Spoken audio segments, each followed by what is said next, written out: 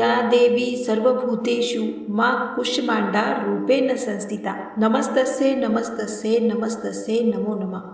ओम नमः शिवाय। जय माता दी। प्रिय भक्तजनों, आज गुप्त नवरात्रि का चौथा दिन है और आज के दिन महाविद्या माँ भुवनेश्वरी तथा माता कुष्मांडा की पूजा अर्चना की जाती है।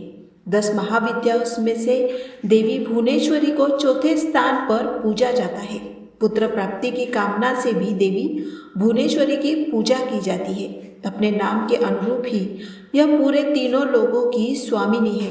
प्रकृति से संबंधित होने के कारण देवी की तुलना मूल प्रकृति से भी की जाती है। आद्य शक्ति भुवनेश्वरी स्वरूप में भगवान शिव की समस्त लीला विलास की सहचरी है, यानी सखी है। तो चलिए आज हम आपको सुनाते हैं माँ भुवनेश्वरी की कथा। एक बार मधुकैटभ नामक दैत्यों ने पूरी पृथ्वी पर हाहाकार मचा रखा था। तब सभी देवता मिलकर भगवान श्री विष्णु के पास गए और उन्हें अपनी निद्रा का त्याग करने की प्रार्थना करने लगे, ताकि वे जल्दी उठकर मधुकैटभ को मारकर उनकी रक्षा करें। भगवान श्री विष्णु ने निद्रा त्यागी तथा जागृत हुए। उन्होंने 5 वर्षों तक मधुकैटभ नामक दैत्यों से युद्ध किया। बहुत समय तक युद्ध करते हुए भगवान श्री विष्णु थक गए और वे अकेले ही युद्ध कर रहे थे। अंत में उन्होंने अपने अंतःकरण की शक्ति योग माया आद्या शक्ति से सहायता के लिए प्रार्थना की। तब देवी ने उन्हें आश्वस्त किया कि वे उन दोनों दैत्यों को अपनी माया से मोहित कर देंगी। योग माया आद्या शक्ति की माया से मोहित होकर दोनों दैत्य भगवान विष्णु से कहने लगे कि हमारा वध ऐसे स्थान पर करो जहाँ न जल हो और न स्थल। भगवान श्री विष्णु ने दोनों दैत्यों को अपनी जांघ पर रखकर अपने चक्र से उनके मस्तक को देह से अलग कर दिया। इस प्रकार उन्होंने मधुकैटभ का वध किया, परंतु वे केवल निमित्त मात्र थे। उसके बाद ब्रह्मा विष्णु और शंकर ने देवी आदिशक्ति योग निद्रा महामाया की स्तुति की, जिससे प्रसन्न होकर आदिशक्ति ने ब्रह्मा जी को सृजन, विष्णु जी को पालन और शंकर जी को संहार के देव के रूप में चुना। ब्रह्मा जी ने देवी आदिशक्ति से प्रश्न किया कि अभी चारों ओर केवल जल ही जल फैला हुआ है। पंचतत्व गुण तन्मात्राएं और इंद्रियां कुछ भी व्याप्त नहीं है, फिर भी तीनों देव शक्तिहीन है। देवी ने मुस्कुराते हुए उस स्थान पर एक सुंदर विमान प्रस्तुत किया और तीनों देवताओं को विमान में बैठाकर अद्भुत चमत्कार देखने का आग्रह किया।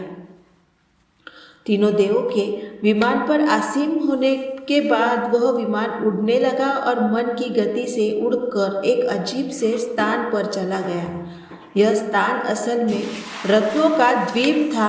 उनके चारों ओर तरफ अमृत का सागर और मनमोहक आकर्षक जंगल थे। जैसे ही त्रिदेव रथ से बाहर उतरे वह श्री स्वरूप में बदल गए। उन्होंने उस द्वीप को अच्छी तरह देखा।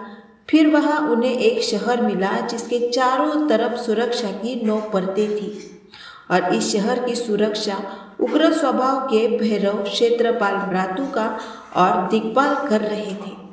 जैसे ही वे शहर के अंदर गए, शहर का सौंदर्य और वैभव देखकर मंत्रमुग्ध हो गए। आखिरकार वे शहर के अंदर स्थित मुख्य राजमहल में पहुंचे, जिसका नाम चिंतामणि ग्रह था और जिसकी सुरक्षा योगिनियां कर रही थी।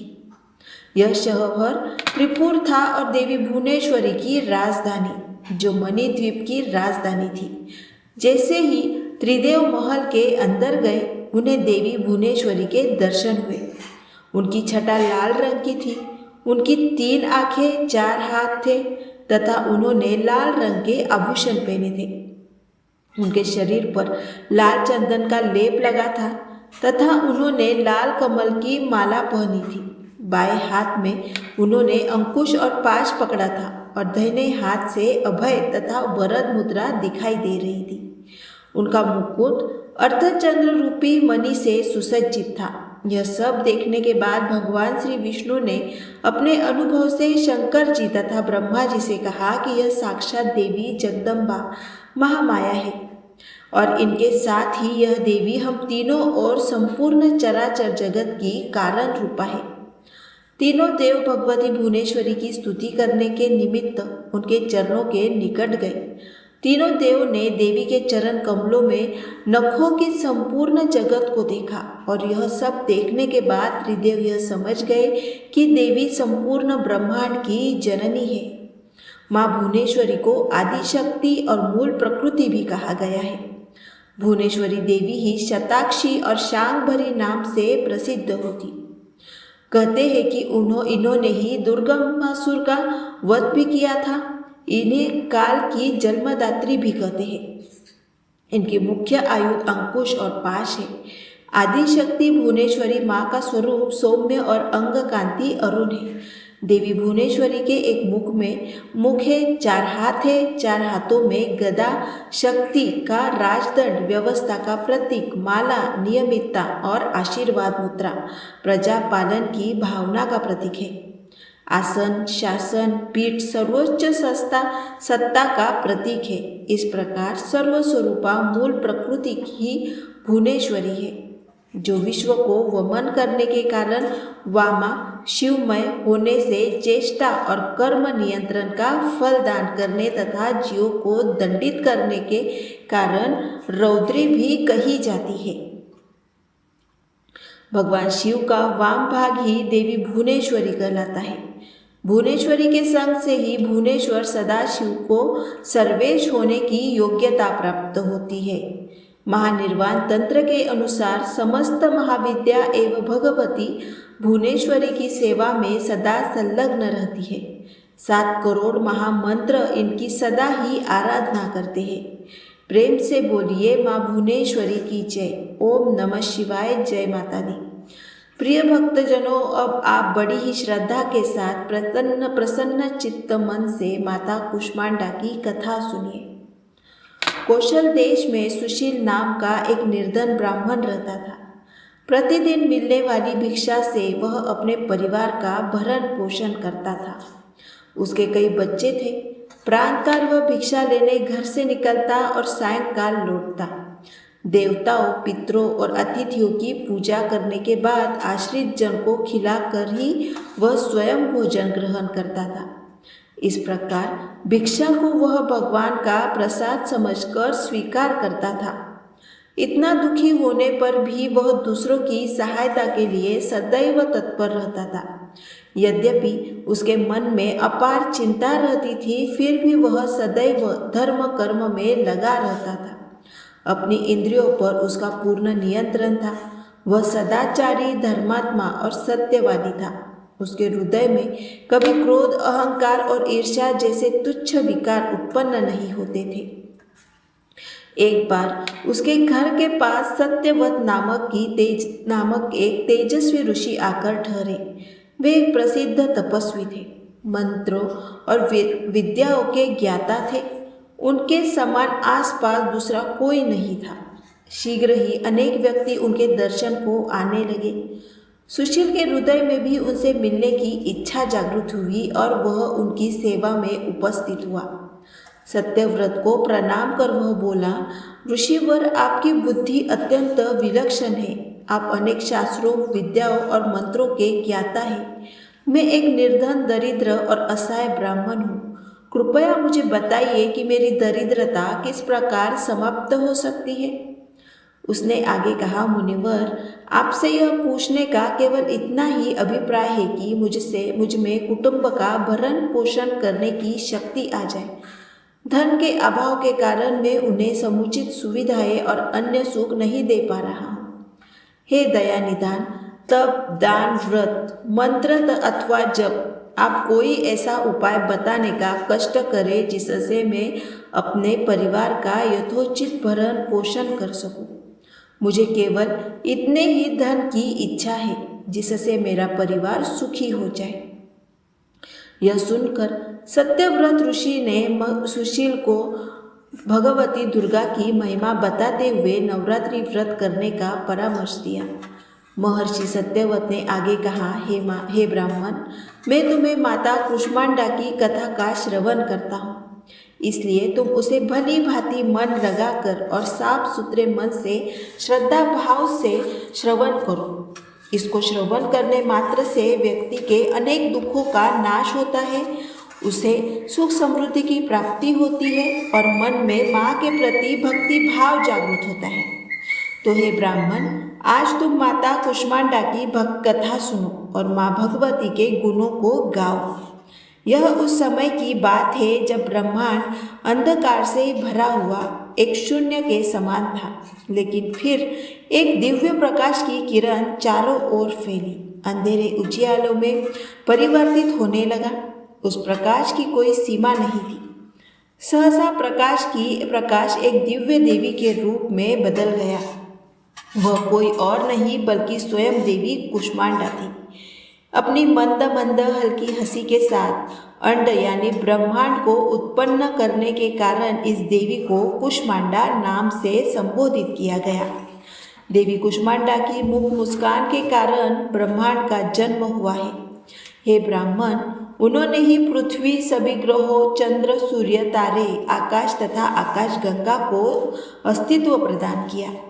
संसार में जीवन बनाए रखने के लिए सूर्य देवता की आवश्यकता थी, तो माता कुष्मांडा ने स्वयं को सूर्य से समाहित कर दिया। सूर्य संसार में जीवन का पर्याय है, तो देवी उनकी शक्ति है। माता कुष्मांडा ही समस्त जीवन का सूत्र है।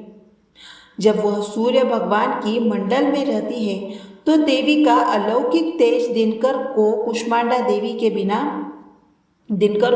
जीवन प्रदान करने की क्षमता देता है। कुष्मांडा देवी के बिना सूर्य शक्तिहीन है। यह देवी की ही शक्ति है। कुष्मांडा देवी की ही शक्तिशाली है।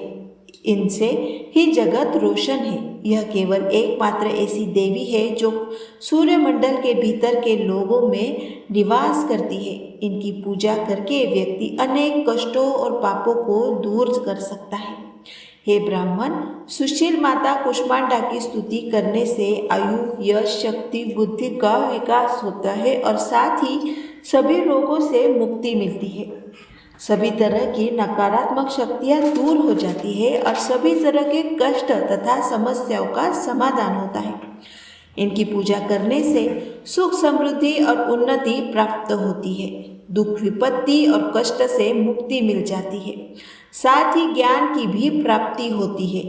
बुद्धि और कौशल का विकास होता है। आगे महर्षि सत्यव्रत ने माता कुष्मांडा के गुणों का बखान करते हुए कहा, हे ब्राह्मण, माता कुष्मांडा का रूप अलौकिक है। माता कुष्मांडा की 8 भुजाएं हैं, इसलिए यह अष्टभुजा कहलाई जाती है।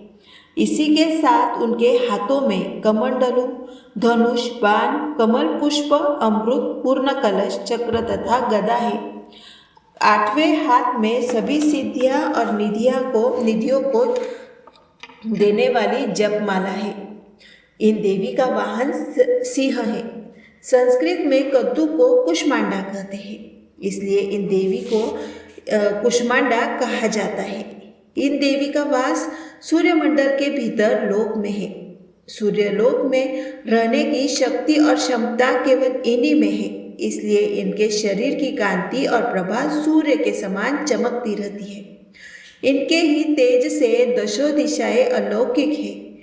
ब्रह्मांड की सभी वस्तुएं और प्राणियों में इन्हीं का तेज व्याप्त है। प्रिय भक्तजनों, इस तरह महर्षि सत्यव्रत ने सुशील ब्राह्मण को नवरात्रि व्रत करने का परामर्श दिया। सुशील ब्राह्मण ने सूर्य व्रत को अपना गुरु बनाकर उनसे माया बीज नामक भुवनेश्वरी मंत्र की दीक्षा ली। इसके बाद नवरात्रि व्रत रखकर उस मंत्र का नियमित जप आरंभ कर दिया। उसने भगवती दुर्गा की शक्ति और भक्ति पूर्वक आराधना की। 9 वर्षों तक प्रति वर्ष नवरात्रि में वह भगवती दुर्गा के माया बीज मंत्र का निरंतर जप करता रहा। सुशील की भक्ति से प्रसन्न होकर 9वें वर्ष की नवरात्रि में अष्टमी की आधी रात को देवी भगवती साक्षात प्रकट हुई और सुशील ब्राह्मण को उसका अभिष्ट वर प्रदान करते हुए उसे संसार का समस्त वैभव, ऐश्वर्य और मोक्ष प्रदान दिया। इस प्रकार भगवती दुर्गा ने प्रसन्न होकर अपने भक्त सुशील के सभी कष्टों को दूर कर दिया और उसे अतुल धन संपदा, मान सम्मान और समृद्धि प्रदान की। प्रेम से बोलिए माता कुष्मांडा की जय, दुर्गा माता की जय। प्रिय भक्तजनों, आइए अब सुनते हैं माता दुर्गा की दूसरी कथा। बहुत समय पहले की बात है। किसी गांव में एक कुम्हार अपनी पत्नी और अपने 9 महीने के बच्चे के साथ रहता था। कुम्हार माता दुर्गा का बहुत बड़ा भक्त था। कुम्हार माता दुर्गा की प्रतिमा बनाकर उसे बाजार में बेचकर अपनी जीविका चलाता था। कुम्हार और उसकी पत्नी हर रोज माता दुर्गा की पूजा किया करते थे। कहते हैं माता अपने सच्चे भक्तों की परीक्षा अवश्य लेती है। एक बार कुम्हार माँ दुर्गा की प्रतिमा बनाने के लिए मिट्टी को अपने पैरों से रौंद रहा था। वह आंखें बंद करके माता दुर्गा का ध्यान करते हुए मिट्टी को रौंद रहा था। कुम्हार की पत्नी खाना बनाने में व्यस्त थी। वह अपने बच्चे को बाहर चारपाई पर सुलाकर चली गई। अचानक बच्चे की नींद खुल गई। वह बच्चा खेलते खेलते वहां आ गया जहां उसका पिता कुम्हार माता दुर्गा के ध्यान में मग्न होकर अपने पैरों से मिट्टी को रौंद रहा था। अचानक कुम्हार का बेटा उसके पैरों के नीचे आ गया और कुम्हार ने अपने बच्चे को ही अपने पैरों से मिट्टी के साथ रौंद दिया। कुम्हार का पैर और मिट्टी खून से सन्न हो गए। अचानक जब वह बच्चे की माँ भोजन पकाकर बाहर आई तब उसका बच्चा चारपाई पर नहीं मिला। इसलिए वह अपने पति के पास पहुंची जहां वह मिट्टी को रौंद रहा था। अचानक उसका ध्यान कुम्हार के पैर पर गया। वह कुम्हार के हाथ को पकड़कर मिट्टी से बाहर खींच लेती है। तब जाकर कुम्हार को होश आता है। यह देखकर कुम्हार और उसकी पत्नी बेटे को हाथ से निकल लेकर रोने लगते हैं। मैंने यह क्या कर दिया? अपने ही बच्चे को मार दिया। माँ दुर्गा की प्रतिमा के सामने जाकर वे रोने और गिड़गिड़ाने लगे। कुम्हार बोला, मैं तो अपने ही ध्यान में मग्न था। यदि हमारा बच्चा हमें नहीं मिला तो हम दोनों अपनी जान दे देंगे। माता दुर्गा दोनों की प्रार्थना सुनकर प्रकट हुई। उसी मिट्टी से एक कुम्हार के बच्चे जैसे पुतला तैयार किया और माता रानी ने अपनी शक्ति से उस पुतले में प्राण डाल दिए। कुम्हार और उसकी पत्नी अपने बच्चे को पाकर बहुत प्रसन्न हुए और माता रानी का जयकारा लगाने लगे।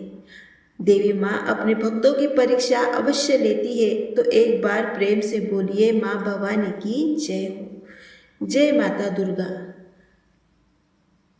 तो आज मैं सब आपको सुना रही हूँ नवरात्रि में सुने जाने वाली माँ दुर्गा सप्तशती पाठ का अध्याय 1 का वर्णन। सबसे पहले आप सुनिए अध्याय 1। इस अध्याय में मेधा ऋषि का राजा सूरत और वैश्य समाधि को देवी की महिमा बताने का वर्णन है। महर्षि मार्कंडेय जी बोले, सूर्य के पुत्र सर्वानी की उत्पत्ति की कथा विस्तार पूर्वक कहता हूँ, सुनो। सर्वानी महामाया की कृपा से जिस प्रकार मनवंतर के स्वामी हुए उसका भी हाल सुनो। पहले सरोचिष नामक मनु थे। वे प्रजा को अपने पुत्र के समान मानते थे, तो भी कोलविंदेशी राजा उनके शत्रु बन गए। दुष्टों को दंड देने वाले राजा सूरत की उनके साथ लड़ाई हुई। कोलविंदेश की संख्या में कम होने के कारण वो भी राजा सूरत युद्ध में उनसे हार गए। तब वे अपने नगर में आ गए। केवल अपने देश का राज्य ही उनके पास रह गया और वे उसी देश के राजा होकर राज्य करने लगे। किंतु उनके शत्रुओं ने उन पर वहां आक्रमण कर दिया। राजा को बल देखकर उसके दुष्ट मंत्रियों ने राजा की सेना और खजाना अपने अधिकार में कर लिया। राजा सूरत अपने राज्य अधिकार को हार कर शिकार खेलने के बहाने घोड़े पर सवार होकर वहां से एक भयंकर वन की ओर चले गए। उस वन में उन्होंने महर्षि मेधा का आश्रम देखा। वहाँ मेधा महर्षि अपने शिष्यों तथा मुनियों से सुशोभित बैठे हुए थे और वहाँ कितने ही हिंसक जीव परम शांति भाव से रहते थे। राजा सूरत ने महर्षि मेधा को प्रणाम किया और महर्षि ने भी उनका उचित सत्कार किया। राजा सूरत महर्षि के आश्रम में कुछ समय तक ठहरे। अपने नगर की ममता के आकर्षण से राजा अपने मन में सोचने लगे, पूर्व काल में पूर्वजों ने जिस नगर का पालन किया था वह आज मेरे हाथ से निकल गया। मेरे दुष्ट एवं दुरात्मा मंत्री मेरे नगर की अब धर्म से रक्षा कर रहे होंगे या नहीं। मेरा प्रधान हाथी जो कि सदा मद की वर्षा करने वाला और शूरवीर था, मेरे वैरियों के वश में होकर न जाने क्या दुख भोग रहा होगा। मेरे आज्ञाकारी नौकर जो मेरी कृपा से धन और भोजन पाने से सदैव सुखी रहते थे और मेरे पीछे पीछे चलते थे, वे अब निश्चित ही दुष्ट राजाओं का अनुसरण करते होंगे तथा मेरे दुष्ट एवं दुरात्मा मंत्रियों द्वारा व्यर्थ ही धन को व्यय करने से संचित किया हुआ मेरा खजाना एक ही दिन अवश्य खाली हो जाएगा। इस प्रकार की बहुत सी बातें सोचता हुआ राजा निरंतर दुखी रहने लगा। एक दिन राजा सूरत ने महर्षि मेधा के आश्रम के निकट एक वैश्य को देखा। राजा ने उससे पूछा, भाई तुम कौन हो? यहाँ तुम्हारे आने का क्या कारण है? और तुम मुझे शोकग्रस्त अनमने से दिखाई देती हो, इसका क्या कारण है? राजा के यह नम्र वचन सुनकर वैश्य ने महाराज सूरत को प्रणाम करके कहा। वैश्य बोला, राजन, मेरा नाम समाधि है। मैं धनी वैश्यों के कुल में उत्पन्न एक वैश्य हूँ। मेरे दुष्ट स्त्री पुत्र आदि ने लोभ से मेरा सब धन छीन लिया है और मुझे घर से निकाल दिया है। मैं इस तरह से दुखी होकर इस वन में चला आया हूँ और यहाँ रहता हूँ। मैं इस बात को भी नहीं जानता कि अब घर में इस समय सब कुशल है या नहीं। यहाँ मैं अपने परिवार के आचरण संबंधी कोई समाचार भी नहीं पा सकता कि वे घर में इस समय कुशल पूर्वक है या नहीं। मैं अपने पुत्रों के संबंध में यह भी नहीं जानता कि वे सदाचारी है या दुराचार में फंसे हुए हैं। राजा बोले, जिस धन के लोभी श्री पुत्रों ने तुम्हें घर से निकाल दिया है, फिर भी तुम्हारा मन उनसे क्यों प्रेम करता है? वैश्य ने कहा, मेरे विषय में आपका ऐसा कहना ठीक है, किंतु मेरा मन इतना कठोर नहीं है। यद्यपि उन्होंने धन के लोभ में पड़कर पितृस्नेह को त्याग कर मुझे घर से निकाल दिया है, तो भी मेरे मन में उनके लिए कठोरता नहीं आती है। महामते, मेरा मन फिर भी उनमें क्यों फंसा जा रहा है? इस बात को जानता हुआ भी मैं नहीं जान रहा। मेरा चित्त उनके लिए दुखी है। मैं उनके लिए लंबी लंबी सांसें ले रहा हूँ। उन लोगों में प्रेम नाम को नहीं है, फिर भी ऐसा नियत स्नेहित कठोर नहीं होता। ऋषि मार्कंडेय ने कहा, हे ब्राह्मण, इसके पश्चात महाराज सूरत और यह वैश्य दोनों महर्षि मेधा के समीप गए और उनसे के साथ यथा योग्य न्याय संभाषण करने दोनों ने वार्ता आरंभ की। राजा बोले, हे भगवान, मैं आपसे एक बात पूछना चाहता हूँ, सो आप कृपा करके मुझे बताइए। मेरा मन अधीर नहीं है, इससे मैं बहुत दुखी हूँ। राज्य धन आदि की चिंता अभी तक मुझे बनी हुई है और मेरी यह ममता अज्ञानी मनुष्यों की तरह बढ़ती ही जा रही है। और यह समाधि नामक वैश्य भी अपने घर से अपमानित होकर आया है। इसके स्वजनों ने भी इसे त्याग दिया है। सज्जनों ने त्यागा हुआ भी यह उनसे हार्दिक प्रेम रखता है। इस तरह हम दोनों ही दुखी हैं। हे महाभाग, उन लोगों के अवगुणों को देखकर भी हम दोनों के मन में उनके लिए ममता जनित आकर्षण उत्पन्न हो रहा है। हमारे ज्ञान रहते हुए भी ऐसा क्यों है? अज्ञानी मनुष्यों की तरह हम दोनों में यह मूर्खता क्यों है? महर्षि मेधा ने कहा, विषम मार्ग का ज्ञान सब जंतुओं को है। सबों के लिए विषय अलग अलग होते हैं। कुछ प्राणी दिन में नहीं देखते और कुछ रात को, परंतु कई जीव ऐसे हैं जो दिन तथा रात दोनों को देख सकते हैं। यह सत्य है कि मनुष्य में ज्ञान प्रधान है, किंतु केवल मनुष्य ही ज्ञानी नहीं होता। पशु पक्षी आदि भी ज्ञान रखते हैं। जैसे यह पशु पक्षी ज्ञानी है, वैसे ही मनुष्यों का ज्ञान है, और जो ज्ञान मनुष्यों में है वैसे ही पशु पक्षियों में है, तथा अन्य बातें भी दोनों में ही एक जैसी पाई जाती है। ज्ञान होने पर भी इन पक्षियों की और देखो कि अपने भूख से पीड़ित बच्चों की चोंच में कितने प्रेम से अन्न कीने डालते हैं। हे राजन, ऐसा ही प्रेम मनुष्यों में अपनी संतान के प्रति भी पाया जाता है। लोभ के कारण अपने उपकार का बदला पाने के लिए मनुष्य पुत्रों की इच्छा करते हैं और इस प्रकार मोह के गड्ढे में गिरा करते हैं। भगवान श्री हरि की जो माया है उसी से यह संसार मोहित हो रखा है। इसमें आश्चर्य की कोई बात नहीं, क्योंकि वह भगवान विष्णु की योग निद्रा है। यह माया ही तो है जिसके कारण संसार मोह में जकड़ा हुआ है। यही माया भगवती देवी ज्ञान योग के चित्त को बलपूर्वक खींचकर मोह में डाल देती है और उसी के द्वारा संपूर्ण जगत की उत्पत्ति होती है।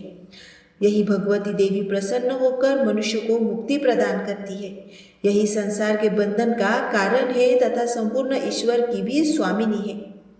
महाराज सूरत ने पूछा, भगवान वह देवी कौन सी है जिसको आप महामाया कहते हैं? हे ब्राह्मण, वह कैसे उत्पन्न हुई और उनका कार्य क्या है? उनके चरित्र कौन कौन से हैं?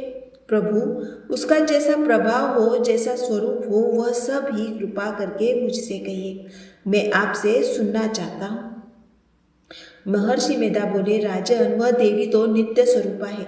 उसके द्वारा यह संसार रचा गया है, तब भी उसकी उत्पत्ति अनेक प्रकार से होती है। वह सब आप मुझसे सुनो। वह देवताओं के कार्य सिद्ध करने के लिए प्रकट होती है, उस समय वह उत्पन्न हुई कहलाती है। संसार को जलमय करके जब भगवान विष्णु योग निद्रा का आश्रय लेकर शेष नैया पर सो रहे थे, तब मधुकैटभ नाम के 2 असुर उनके कानों के मेल से प्रकट हुए और वे श्री ब्रह्मा जी को मारने के लिए तैयार हो गए। श्री ब्रह्मा जी ने जब उन दोनों को अपनी ओर आते देखा और यह भी देखा कि भगवान विष्णु योग निद्रा का आश्रय लेकर सो रहे हैं, तो वे उस समय भी श्री भगवान को जगाने के लिए उनके नेत्रों में निवास करने वाली योग निद्रा की स्तुति करने लगे। श्री ब्रह्मा जी ने कहा, हे देवी, तुम ही स्वाहा, तुम ही स्वदा और तुम ही वशटकार हो। स्वर भी तुम्हारा ही है, स्वरूप भी है। तुम ही जीवन देने वाली सुधा हो। नित्य अक्षर प्रणव के में अकार, उकार, मकार, इन तीनों में माताओं के रूप में तुम ही स्थित हो। इनके अतिरिक्त जो बिंदु, पद, अर्धमात्रा है, जिनका भी विशेष रूप से उच्चारण नहीं किया जाता है, हे देवी, वह भी तुम ही हो। हे देवी, संध्या, सावित्री और परजननी तुम ही हो। तुम इस विश्व को धारण करने वाली हो। तुमने ही इस जगत की रचना की है और तुम ही इस जगत का पालन करने वाली हो। तुम ही कल्प के अंत में सबको भक्षण करने वाली हो। हे देवी, जगत की पति के समय तुम सृष्टि रूपा हो, पालन काल में स्थित रूपा होती हो और कल्प में अंत में संहार रूप धारण कर लेती हो। तुम ही महाविद्या, महामाया, महामेधा, महारात्रि और मोहरात्रि हो। तुम ईश्वरी और बोध स्वरूपा बुद्धि भी तुम ही हो। लज्जा, पुष्टि, तुष्टि, शांति और क्षमा भी तुम ही हो। तुम खड़गधारिणी, शूलधारिणी, गौर रूपा तथा गदा, चक्र, शंख और धनुष को धारण करने वाली हो। बाण, भूषणी और परिग यह भी तुम्हारे ही अस्त्र हैं। तुम सौम्य और सौम्यतर हो। यही नहीं बल्कि जितनी भी सौम्य तथा सुंदर वस्तुएं इस संसार में है, उन सब से बढ़कर सुंदर तुम हो। पर और ऊपर सबसे पर रहने वाली सुंदर तुम ही हो। हे स्वरूपिणी देवी, जो भी सत असत पदार्थ है और उनमें जो शक्ति है, वह भी तो तुम ही हो। ऐसी अवस्था में भला तुम्हारी स्तुति कौन कर सकता है? इस संसार की सृष्टि, पालन और संहार करने वाले जो भगवान है, उनको भी जब तुमने निद्रा के वशीभूत कर दिया है, तो फिर तुम्हारी स्तुति कौन कर सकता है? मुझे भगवान विष्णु और भगवान शंकर को शरीर धारण कराने वाली तुम ही हो। तुम्हारी स्तुति करने की शक्ति किसमें है? हे देवी, तुम तो अपने उन उदार प्रभाव के कारण की प्रशंसनीय हो। मधु और कैटभ जो भयंकर आसुर है, उन्हें मोह में डाल दो और श्री हरि भगवान विष्णु को भी जल्दी से जगा दो और उनमें इनको मार डालने की बुद्धि उत्पन्न करो। महर्षि मेधा बोले, हे राजन, जब श्री ब्रह्मा जी ने देवी से इस प्रकार स्तुति करके भगवान को जगाने तथा मधु और कैटभ को मारने के लिए कहा, तो वह भगवान श्री विष्णु के नेत्र, मुख, नासिका, बाहु, हृदय और वक्षस्थल से निकलकर ब्रह्मा जी के सामने खड़ी हो गई। उनका ऐसा करना था कि कहना कि भगवान श्री हरि तुरंत जाग उठे और दोनों असुरों को देखा जो कि अत्यंत बलवान तथा पराक्रमी थे और मारे क्रोध के जिनके नेत्र लाल हो रहे थे और जो ब्रह्मा जी को वध करने के लिए तैयार थे। तब क्रोधित हुए उन दोनों दुरात्मा असुरों के साथ भगवान श्री हरि ने 5 वर्ष तक लड़ते रहे। एक तो वे अत्यंत बलवान तथा पराक्रमी थे, दूसरी महामाया ने भी उन्हें मोह में डाल रखा था। अंत वे भी श्री भगवान से कहने लगे, हम दोनों तुम्हारी वीरता से अत्यंत प्रसन्न हैं, तुम हमसे कोई वर मांगो। तब भगवान ने कहा, यदि तुम मुझ पर प्रसन्न हो तो अब तुम मेरे हाथों से मर जाओ, बस इतना सा ही वर मैं तुमसे मांगता हूँ, यहाँ दूसरे वर से क्या प्रयोजन है। महर्षि मेधा बोले, इस तरह से जब वे धोखे में आ गए और अपने चारों ओर जल ही जल देखा तो भगवान श्री हरि से कहने लगे, जहाँ पर जल न हो, सूखी जमीन हो, उसी जगह हमारा वध कीजिए। महर्षि मेधा कहते हैं, तथास्तु कहकर भगवान श्री हरि ने उन दोनों को अपनी जांघ पर लेटाकर उन दोनों के सिर काट डाले। इस तरह से यह देवी श्री ब्रह्मा जी की स्तुति करने पर प्रकट हुई थी। अब तुमसे उनके प्रभाव का वर्णन करता हूँ, सुनो। जय जगत जननी माँ, जय अम्बे भवानी। ओम नमः शिवाय। प्रिय भक्तजनों, प्रथम अध्याय का पाठ समाप्त होता है।